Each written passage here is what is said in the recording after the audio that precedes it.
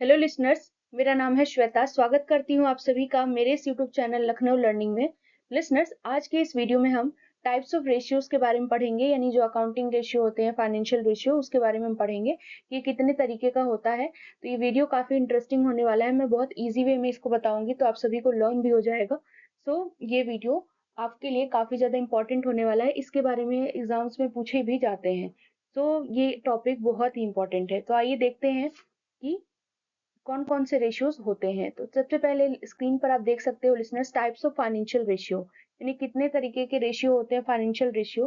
तो बेसिकली मैं one by one इसको मैं अब एक एक करके मैं आपको बताऊंगी। तो बेसिकली जब अपने ट्वेल्थ में अगर पढ़ा होगा लिसनर्स, तो इसमें चार तरीके के रेशियो बेसिकली अपने पढ़े होंगे: liquidity ratio, leverage ratio, activity ratio, profitability ratio. अब इसमें देखते हैं कि कितने रेशियोज आपको मिलते हैं।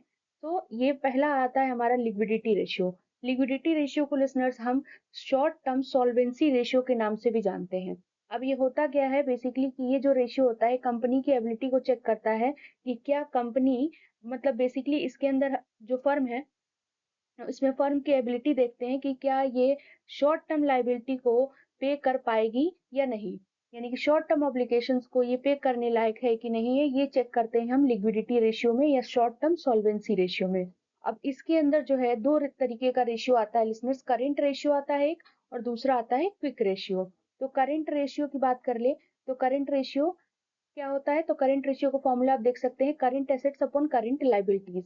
सो इसमें क्या होता है, इसमें जो आइडियल रेशियो है इसका, ये 2:1 ये पूछा भी जाता है। मतलब जो है, जो सीए है यानी करंट एसेट्स है, दोगुनी होनी चाहिए करंट लाइबिलिटीज के। फिर इसमें लिसनर्स हम बात करें दूसरे की, यानी कि क्विक रेशियो की, तो क्विक रेशियो को एसिड टेस्ट रेशियो के नाम से जानते हैं।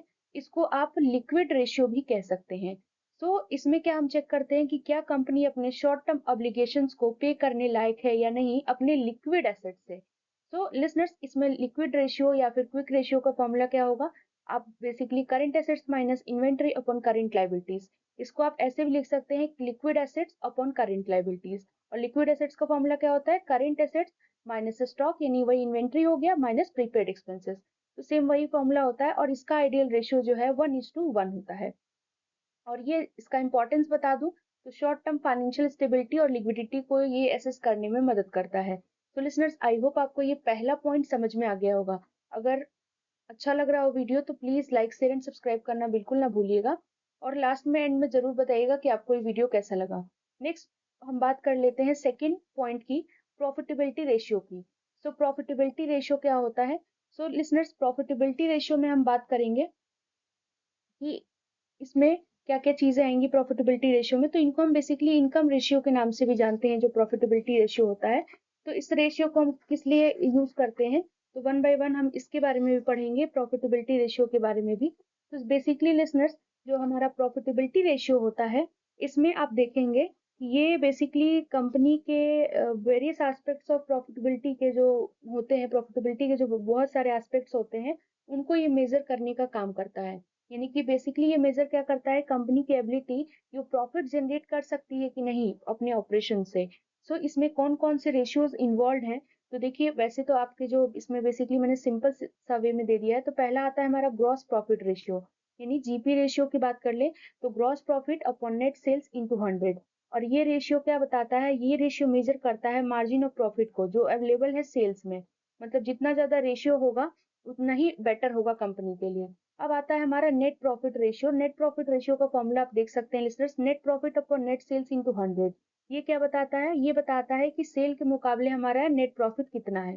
तो इसमें ये चीजें होती हैं। उसके बाद आता है हमारा नेट रिटर्न ऑन इक्विटी, यानी रिटर्न ऑन इक्विटी की बात कर ले लिसनर्स, तो इसका फॉर्मूला होता है net profit upon share holder equity into 100।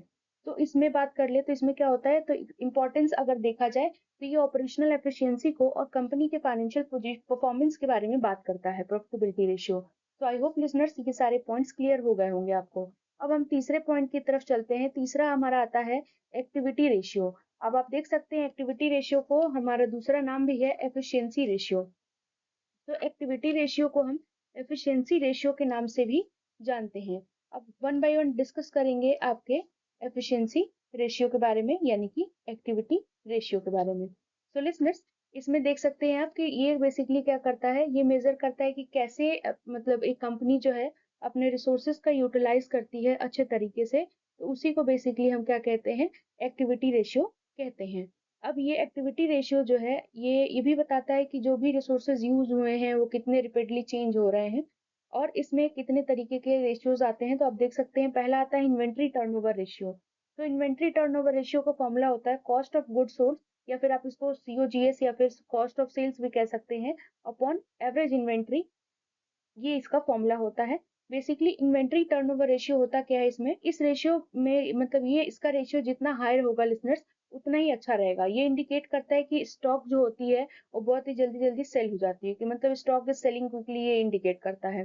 दूसरा आता है हमारा receivables turnover ratio. Receivables turnover ratio का क्या मतलब है, इसका फॉर्मूला देखें तो net credit sales upon average account receivable.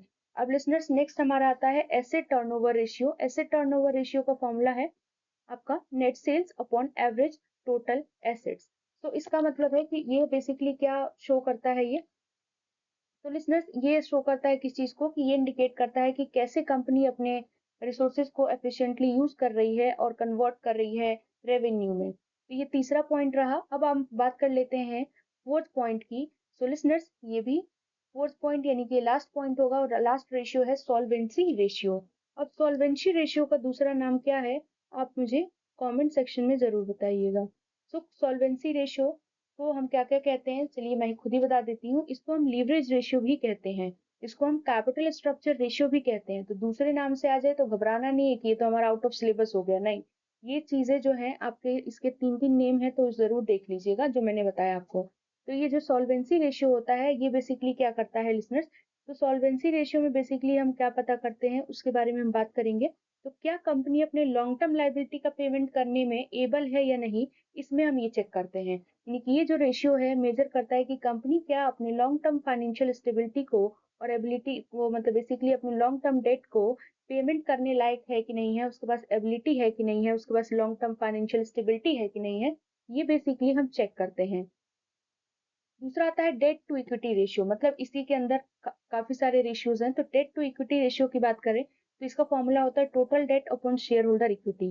और डेट टू इक्विटी रेशियो क्या इंडिकेट करता है, ये रेशियो इंडिकेट करती है टोटल डेट को जिसका यूज किया गया है बिजनेस में इन कंपैरिजन टू इक्विटी। दूसरा आता है इंटरेस्ट कवरेज रेशियो, यानी कि इसका फॉर्मूला क्या है, interest before earning before interest and tax upon interest expense. Next आता है हमारा इक्विटी रेशियो। तो इक्विटी रेशियो क्या होता है, इक्विटी अपॉन टोटल एसेट्स। अब इसका हेल्प कहाँ है, इसकी सिग्निफिकेंस इंपॉर्टेंस क्या है, तो ये बेसिकली मदद करता है फाइनेंशियल रिस्क को जानने में, कंपनी के कैपिटल स्ट्रक्चर को जानने में। तो लिसनर्स आई होप आपको सारे रेशियोज क्लियर हो गए होंगे। वीडियो अच्छा लगे, अगर आपको लगता है कि मैंने मेहनत करी है इस वीडियो पर आपके लिए, तो ज़रूर लाइक शेयर एंड सब्सक्राइब करें, और फीडबैक में अपना फीडबैक ज़रूर दें, कमेंट करें, बताएं आपको ये वीडियो कैसा लगा। इससे क्या होता है कि हम भी मोटिवेट होते हैं आपके लिए नए नए वीडियोस लाने के लिए। और जो इस चैनल पर न्यू है वो ज़रूर सब्सक्राइब करें ताकि उनको डेली नोटिफिकेशन मिलता रहे। Thank you.